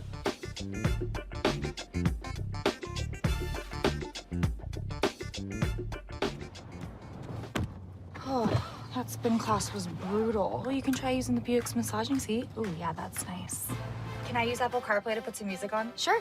It's wireless. Pick something we all like. Okay, hold on. What's your Buick's Wi-Fi password? Buick Envision 2021. Oh, you should pick something stronger. That's really predictable. That's a really tight spot. Don't worry, I used to hate parallel parking. Me too. Hey. Really outdid yourself. Yes, we did. The all-new Buick Envision, an SUV built around you, all of you. Once upon a time, there lived a princess with really long hair who was waiting for a prince to come save her.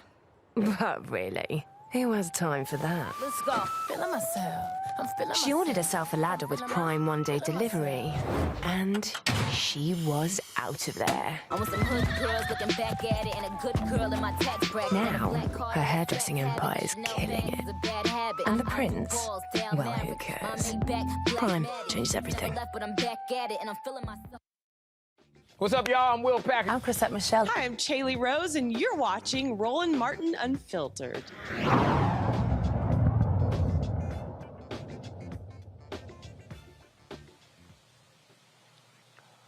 All right, folks, so a lot of TV shows out here. How about one that talks about and deals with the Bible? There's a new show called Covenant, and it really brings it alive. Here is a peek into what the show is about.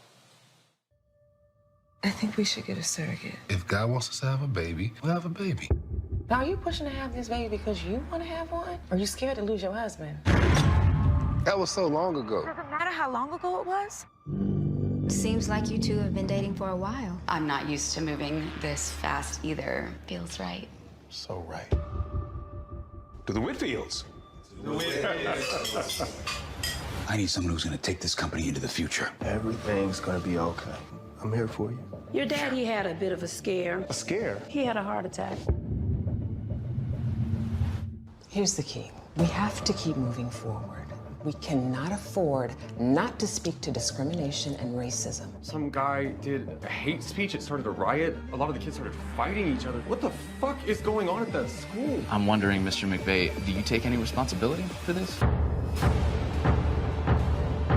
I'd like you to meet Malcolm and Serena Fuller. It's so nice to meet you both. I don't trust her. Do you love me, baby? Get her out of here! Now! You are immensely loved, and you are responsible for that gift. I've decided to appoint an acting CEO, but I want Aiden to step into that spot. Dad, just for now. But it was supposed to be me to take over the company. Take her outside, drag her around back, and use her for target practice. Oh, hey, man, how you doing?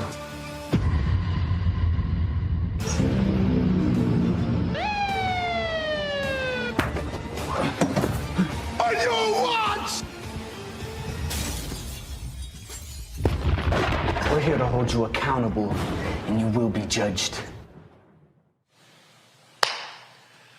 All right, the founder, Kay Singleton, she joins us right now. Kay, how you doing? I'm good. How are you?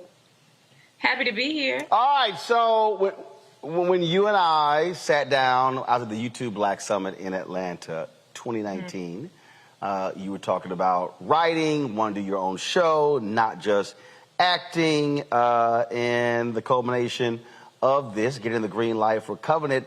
But what's interesting is that, again, I purposely set it up that way. When people talk about, you know, this is a biblical show, I know people were thinking, oh my goodness, here come people wearing sackcloth, Right. and folks walking around Africa. But no, so explain why you wanted to take these stories of the Bible, but give it a real life modern day twist. And exactly what you said, Roland. So many times we think we're going to see a show about a biblical backdrop, or if it's a faith-based show, we're going to see the sandals and the sackcloths, and we're going to hear them really talking about Bible verses the whole time and not see that's really poignant to what's going on right now in 2021. And because I wanted to appeal to all kinds of audiences, whether you went to church or whether you don't go to church, whether you know the Bible or not, I wanted everybody to be able to enjoy something. And I wanted to appeal to millennials, Generation X, Y, Z, everyone. And so in order to do that, I needed something that was timely, that was thrilling, that was suspenseful. And I wanted to put it in a time and in things that we actually go through every single day, whether it's infertility, which was in the first story, The Promise, whether it's the virus that is going on in the second story, The Vow, generational curses is in the third story, and the fourth story, oh my goodness, it touches on conspiracy theories and race issues and white supremacy. So it's just, we get into it. Well, if you remove the wonderful, nice, sweet perspective, the churchy church view of Bible, I mean, we talking about brother hating brother, son turning on daddy. Let's be real clear, lots of hoeing. David, Bathsheba. I mean, look, let's call it what it is. I never forget. I had a preacher who did. He said, let's be clear. David was a hoe, and the whole church was like, oh my God. He was like, it's biblical. It was hilarious as he talked about it, but it's just speaking truth. Like yo, it's in the book. It was plenty of drama that went on in the book. And that's why it was the perfect premise to use, to be inspired by, because they went through a lot of stuff, whether it was, like you said, cheating and infidelity and killing and all of these things. And because they went through so much, to try to put that in today's time, to me, was simple, but it was also needed so that we could see ourselves in these people and put a new twist on it. And I think it's resonating because so many women, they walked up to me after they saw The Promise. We did a screening for The Promise in Atlanta, and they were talking about how they went through infertility issues and in vitro and the sadness that it brought to them and how they blame themselves and, you know, how they really wanted to be able to give their husband a child. And then when I talked to men, they were conflicted saying, yeah, I don't know if I would want to adopt. I don't know if I would feel some kind of way if my wife couldn't have kids. So it really opens the door for conversation, and that's what I love about it. And then also, if you do know the Bible story, then you can say, "Oh, I know where this was derived from," and so it all plays, and I love that about it. Where's the show airing? So it's going to come every Thursday. We drop a new episode every Thursday on All Black. You can get it on any streaming platform, whether it's YouTube, whether it's you have an iPhone, an Android, or whatever you have, a Roku, you can download the All Black app. We have a new episode every single Thursday. This Thursday, tomorrow, The Vow drops, which is a new story starring Rico Ball, Jasmine Burke, Dwayne Finley, Palmer Williams Jr., and Erica Page, and that drops tomorrow. I'm so excited to see that one and to hear what people think, because we got some really great reviews from The Promise. All right, questions from my panel. Let's see who's probably the most biblical on my panel. Xavier, I guess I'll go with you. Hey. Hi, Faye. Shout out to Brett Dismuke being associated with this show. We saw with, I know this is, you're talking about Marvel, like they have a What If show where they had some of the different storylines that seemingly were on standalone, but eventually they got tied in together. So these episodes are standalone, but will we possibly see some tying together some of these stories in an overarching narrative at some point? Let me tell you, when I say each of these stories can have their own spinoff, and because they're all set in Atlanta, Serena might know Sharif, and they might run into each other. There's so many places that these stories can go, and I'm so excited to see, like, what's the next chapter? Do I want to do a spinoff? Do I want to focus on bringing them all together in a series or keeping them separate in something else? So I'm really excited about that prospect. And then in film, too. So do they need a standalone movie? What I do know is that after people saw The Promise, they wanted to see Serena and Malcolm again. So I'm hoping that happens with every episode. Lauren. What has been like the toughest topic that you have had to address for the show? I'm sure there's been several, but what was the one that really maybe kept you up at night, or almost didn't do it but did? What would that be?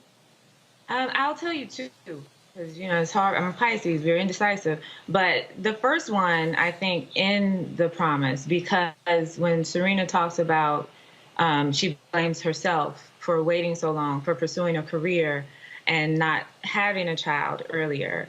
And is it my fault? Because I could have went and had a baby, but I decided to push for my career. That was a real thing that I have a fear of, because, I've been putting that to the side to focus on, let me build this career, let me go after this dream. And what's going to happen if, when I'm ready, that I can't have a child? And so to do that scene was crazy hard, because it was something that I was going through, or I have a real fear of at the same time. And that's just me being super transparent about that. So that was one of the first things that was hard. And then the second thing that I would say is in episode 4, The Enemy, because we do touch on things that are so divisive and so polarizing when it comes to white supremacy, when it comes to race issues and Black Lives Matter and conspiracy theories and QAnon and what drives these people. I had to go into a deep dive about what makes people join these groups. Let's say like neo-Nazis, for instance. People aren't necessarily born with these kinds of ideals or beliefs, but what drives them to that? And so to get into that world, but to be able to tell a true story, but also understand their vulnerabilities and tell it in a way that I'm not, demeaning one group or the other. And so I think that was difficult. But it's good. We go to the deep end of the pool, for sure. Robert. There's so many stories in the mystical land of Atlanta, but what are some bridges you're not willing to cross? Are there any topics you don't think you'll be covering? A couple years ago, we had a sheriff that showed up in Piedmont Park in a trench coat at midnight, things like that. Or just some of the random things that just happen in Atlanta that seem too ridiculous even for film and television. Are there any bridges you're not willing to cross? I don't think so, because I feel like I'm at a place where I don't mind jumping into those pools of, this is a difficult conversation, but it needs to be had. And so, depending on if I'm the right person to tell it, because I don't want to tell anyone's story that, I don't do enough research on, or I don't know about, or I can't keep it in the right light. If I can tell the story and I've done enough work on it, I feel like there's nothing that we can't explore. I think the Black community needs to have more dialogue in many different areas, and this is the perfect way to kind of spark that. All right, then. Well, Covenant, as you said, is on the streaming platform, All Black. Okay, we appreciate it. Thanks a bunch. Good luck with it. And like I said, I know you have been trying to make this a reality for quite some time, and so congratulations on getting it done. Thank you. Thank you so much. And I want to hear your review later, but you can tell me at another time. I'll send you a text. I'll let you know. Please.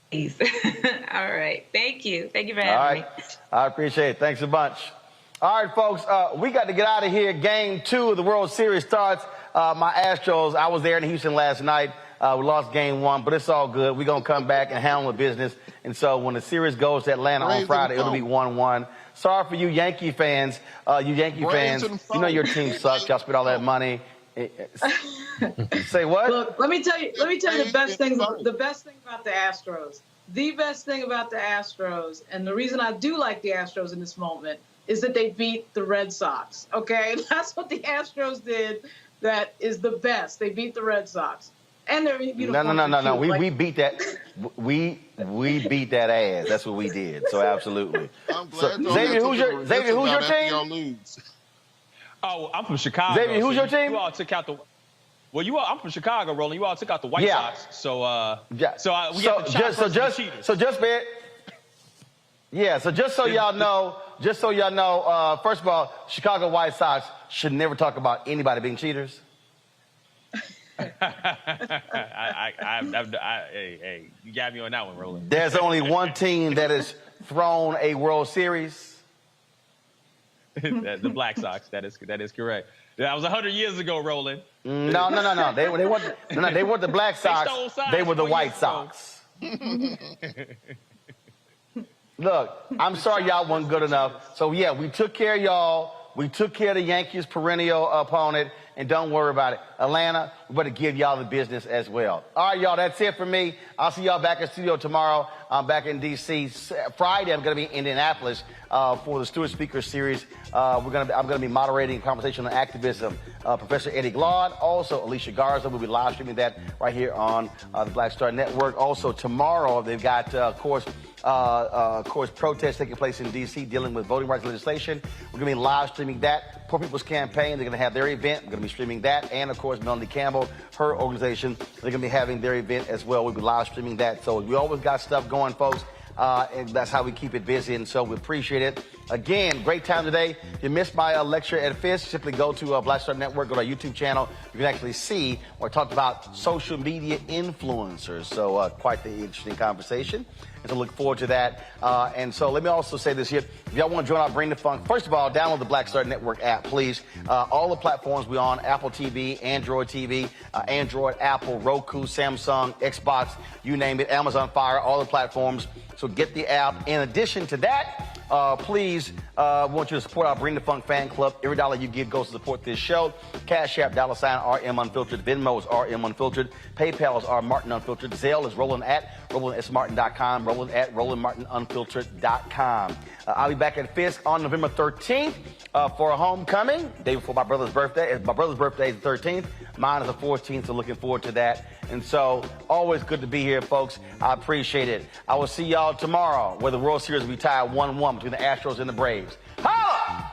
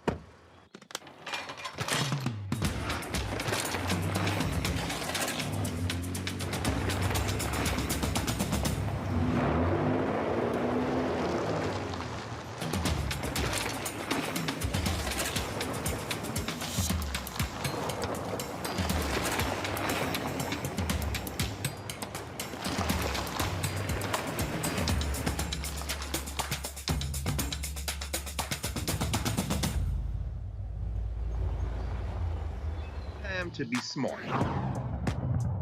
Roland Martin's doing this every day. Oh, no punches! Thank you, Roland Martin, for always giving voice to the issues. Look for Roland Martin in the whirlwind, to quote Marcus Garvey again. The video looks phenomenal, so I'm really excited to see it on my big screen. Support this man, Black Media. He makes sure that our stories are told. See, this difference between Black Star Network and Black-owned media and something like CNN. I got to defer to the brilliance of Dr. Carr and to the brilliance of the Black Star Network. I am rolling with Roland all the way. Honored to be on a show that you own. A black man owns the show. Folks, Black Star Network is here. I'm real revolutionary right now.